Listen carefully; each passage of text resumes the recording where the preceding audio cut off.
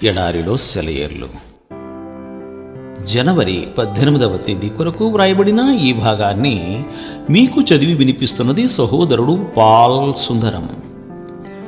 ఆయన యందు మమ్మును ఎల్లప్పుడూ విజయోత్సవంతో ఊరేగించుచున్న దేవునికి స్తోత్రము.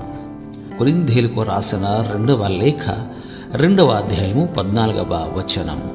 ఓటమిలాగా కనిపించిన పరిస్థితుల్లో దేవుడు ఘన విజయాలనిస్తాడు. చాలాసార్లు శత్రువు కొంతకాలం జయిస్తాడు, దేవుడు చూస్తూ ఊరుకుంటాడు. కానీ మధ్యలో కలిగించుకొని శత్రువు ప్రయత్నాలను పాడు చేసి అతనికి అందుబాటులో ఉన్న విజయాన్ని లాగేసుకుంటాడు. దుష్టుల మార్గాన్ని దేవుడు తల్లక్రిందులు చేస్తాడు అని బైబిలులో రాసినట్టు ఇది జరుగుతుంది.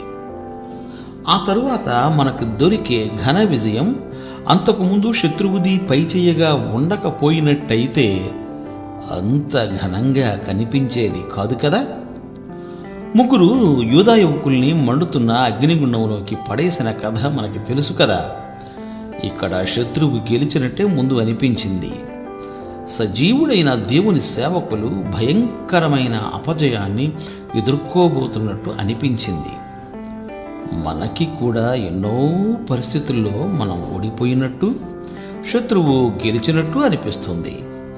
ఆ యూదులను మంటల్లోకి విసిరేసిన పగవాళ్ళు ఆనందంగా తొంగి చూస్తున్నారు. ఆ యువకులు అగ్నికి ఆహుతైపోయారని. అయితే వాళ్ళ అగ్నిగుండంలో హాయిగా పచారులు చేస్తూ ఉండడం చూసి నివ్వెరపోయారు.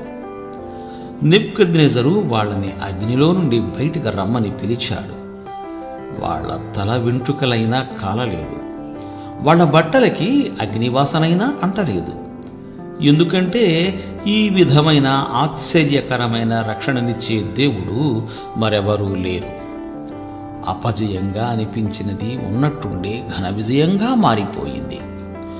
ఈ 3 యువకులు ఒకవేళ విశ్వాసాన్ని, ధైర్యాన్ని కోల్పోయి దేవుడు మమ్మల్ని ఎందుకీ అగ్నిగుండం పాలు చేయబోతున్నాడు అని గోల పెట్టినట్టయితే వాళ్ళ అగ్నిగుండంలో కాలి మసైపోయేవాళ్లేమో. దేవుడికి ఏమీ మహిమ కలిగేది కాదు. ఇప్పుడు నీకేదైనా గొప్ప శోధన ఉన్నప్పుడు దాన్ని నువ్వు పరాజయంగా స్వీకరించవద్దు.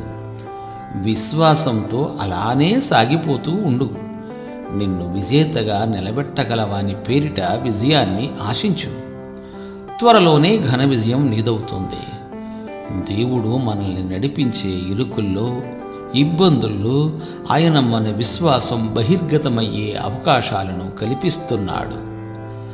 ఆ విశ్వాసం ద్వారా మనం ఆశీర్వాదకరమైన ఫలితాలను పొంది ఆయనను ప్రస్తుతించాలి. దేవుడు మిమ్ము దీవించుగాక. ఆమెన్. ఆమెన్.